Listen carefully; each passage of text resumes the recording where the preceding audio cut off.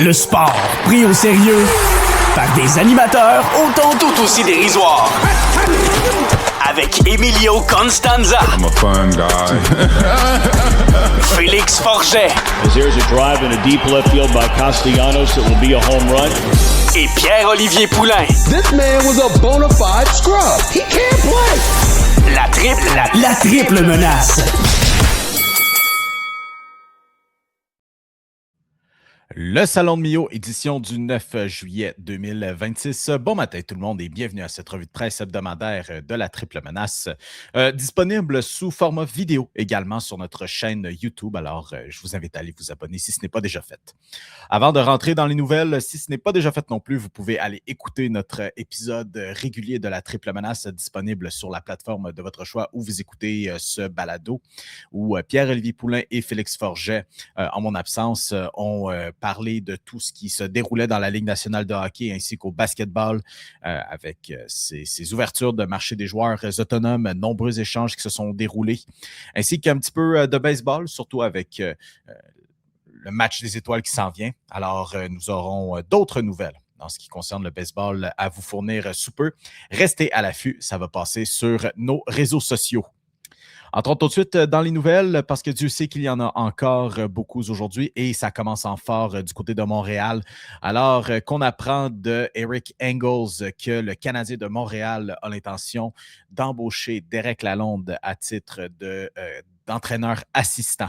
Il va remplacer Trevor Letowski qui a décidé, selon ce que rapporte Eric Engels, de quitter son poste avec l'organisation. Il ne sera plus derrière le banc. Tout cela dans l'espoir de passer plus de temps avec sa famille, ce qui est en soi une décision assez compréhensible. Il dit notamment aussi que c'est la décision de l'organisation des Canadiens de le conserver.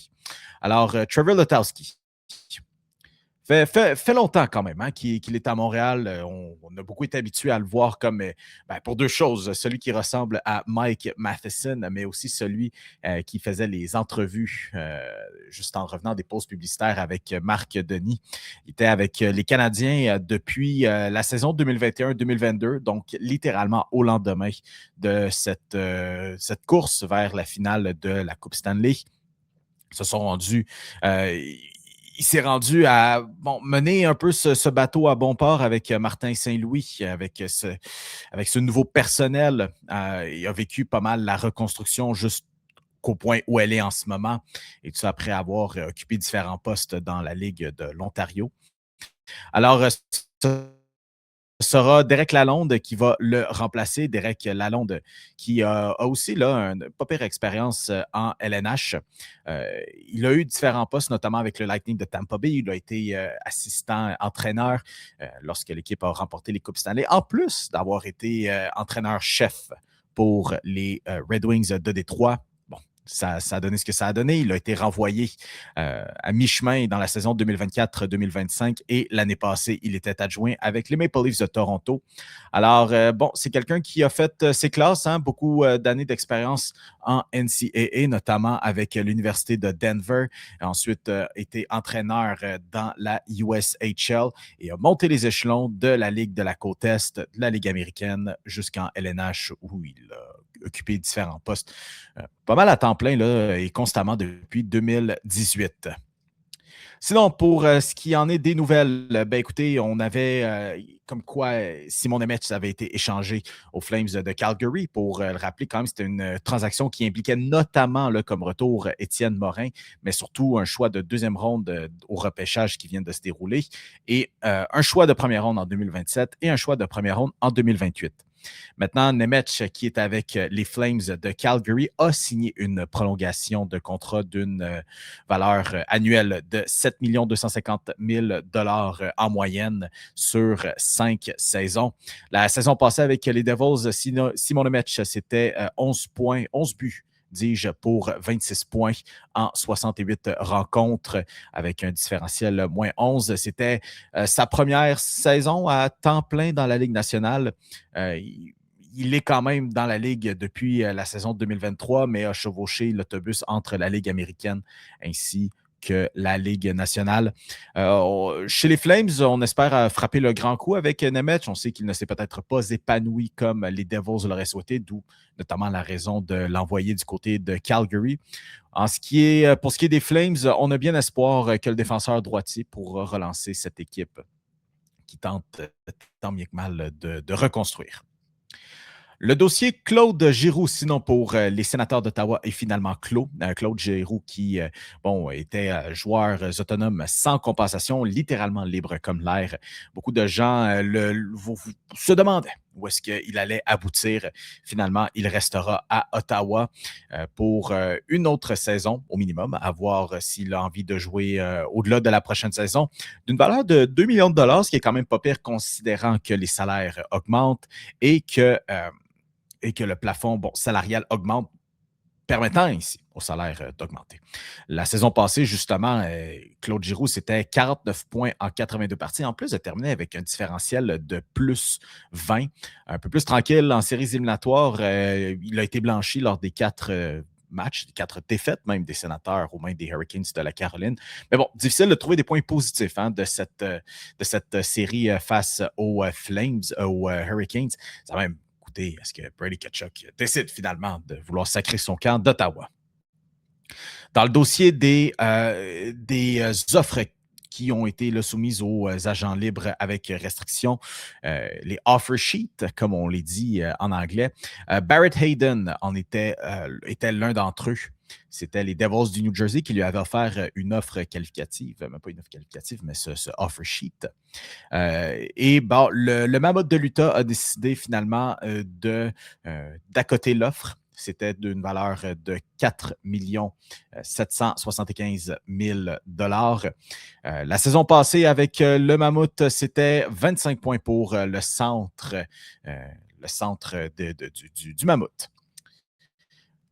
Pour ce qui est finalement aussi de Leo Carlson, vendredi approche à grands pas. Alors, lorsque cette revue de presse sera disponible, là, ça va être jeudi matin. Alors, il restera plus ou moins 24 heures avant que les Ducks rendent publique leur décision quant à Leo Carlson et l'offre qu'il a acceptée des Flyers de Philadelphie d'une valeur annuelle de 18 millions de dollars. Et Elliot Friedman a mentionné sur son balado 32 Thoughts. Il a mentionné ceci. Les Ducks ne savent pas et ils n'ont pas reconnu à quel point c'était sérieux. Et si vous êtes les Flyers dans ce cas-là, tu sais là, que tu as fait mal aux Ducks. Donc, il faut vraiment les sortir de là. Et ce qui se passe avec Pat Verbeek, le directeur général de l'équipe, c'est qu'il a le bon œil pour du talent et comment mettre une équipe en place. Il n'a pas vu ça arriver et maintenant, ça change complètement la trajectoire des Ducks. Il a perdu le contrôle de la structure de l'organisation.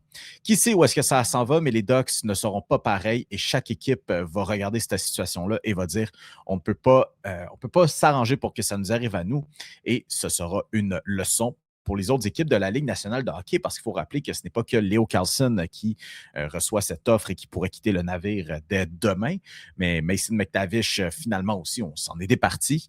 Même, on a vu ce qui s'est passé à Edmonton aussi avec Dylan Holloway, et pourtant, on a laissé partir ces bons jeunes joueurs-là. Du côté du basketball, les Raptors de Toronto ont annoncé que le numéro 7 de Kyle Lowry sera retiré par l'équipe, ce qui veut dire, en bon français, qu'aucun autre joueur qui va passer par les Raptors de Toronto ne sera en mesure de porter l'uniforme, ou du moins le numéro 7 de Kyle Lowry.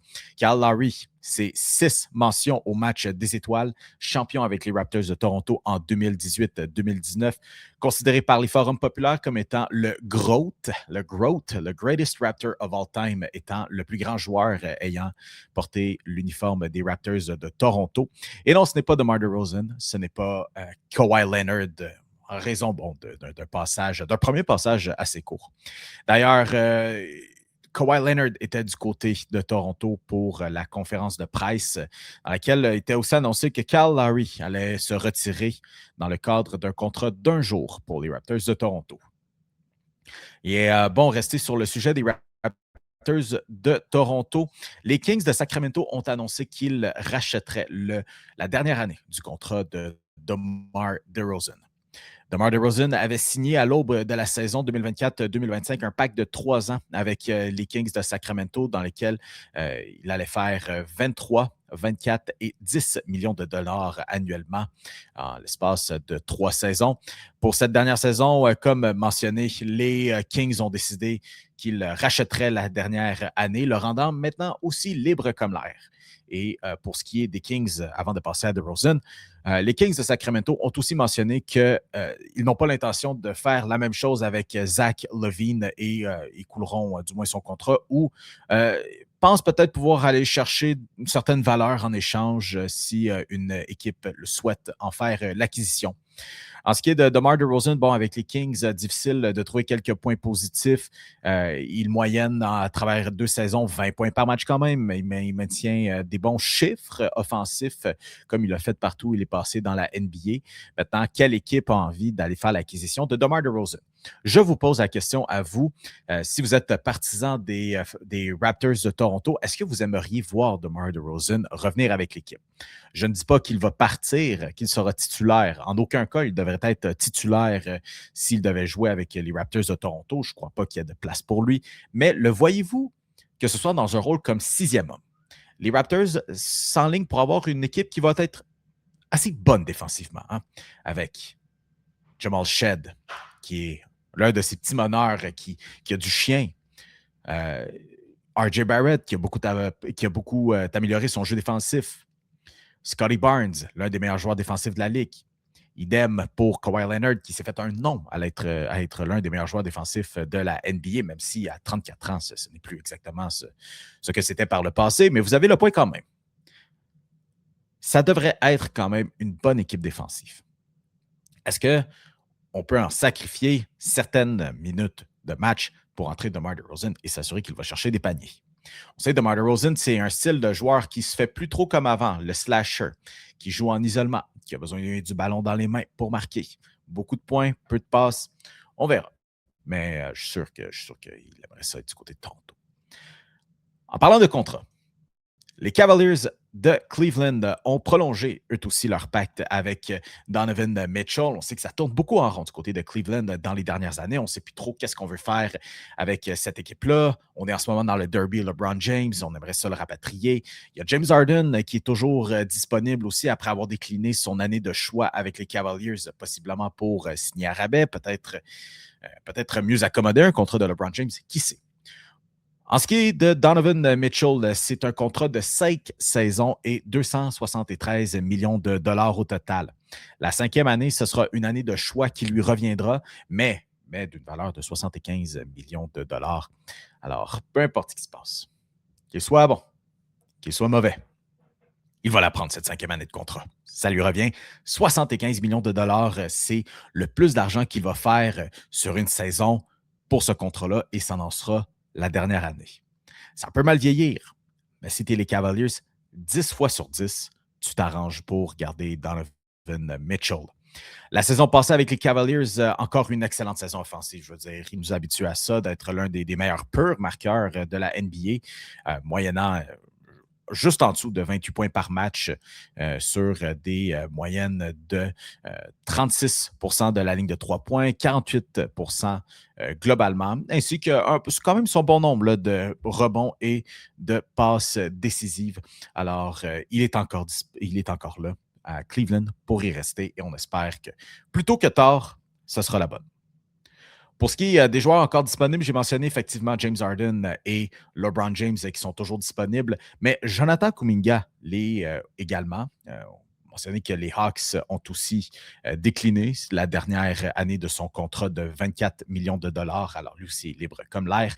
Et ensuite, pour ce qui en est des joueurs autonomes avec restriction, Jalen Duren, qui ne s'est toujours pas entendu avec les Pistons de Détroit, va peut-être jouer sous d'autres cieux la saison prochaine, qui sait. Peyton Watson des Nuggets de Denver est toujours disponible quant à lui. Et Bénédicte Mathurin aussi, toujours à la recherche d'un prochain contrat, possiblement avec les Clippers de Los Angeles. Pour ce qui est des Clippers, on apprenait de Shams Charania, si je ne dis pas de bêtises, ou peut-être de Jake Fisher, que les Clippers avaient encore l'intention de le signer à côté de la saison prochaine.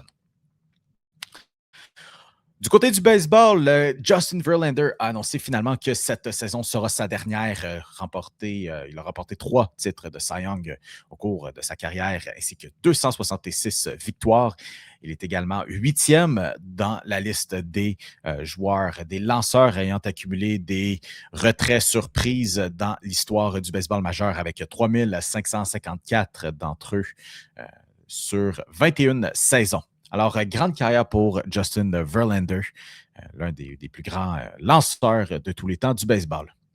Et finalement, je vais finir un peu sur une balle courbe. Et non, ce ne sera pas du baseball encore, mais la Coupe du Monde qui va entamer ses quarts de finale aujourd'hui, ce jeudi. On a eu droit à des matchs. D'ailleurs, c'était très drôle, hein, mercredi. Première fois en 3 semaines qu'il n'y avait aucun match de Coupe du Monde. Certainement différent. Mais on a eu quand même une ronde des 16 assez excitante. L'élimination du Canada. Match très physique entre le Paraguay et la France. La Norvège qui continue, mon Dieu, son épopée dans cette Coupe du Monde sur le dos d'Erling Haaland. Le Mexique qui est éliminé par l'Angleterre. L'Angleterre, performance incroyable, légendaire, devrais-je dire même, de Jude Bellingham. L'Espagne qui sort aussi Cristiano Ronaldo et le Portugal. Soit dit en passant, c'était même la dernière Coupe du Monde en carrière pour Cristiano Ronaldo, lui qui l'a même confirmé. Il y a ce match Belgique-États-Unis qui a fait couler beaucoup d'encre en raison du retrait du carton rouge fait par l'organisation de la FIFA. Après apparemment des appels de la part de la Maison-Blanche de retirer l'appel. La Suisse qui a éliminé la Colombie aussi dans un match assez défensif. Et ça s'est terminé en pénalty. Et finalement, le match de mardi après-midi entre l'Argentine et l'Égypte. Mesdames et messieurs, l'Égypte qui gagnait 2-0.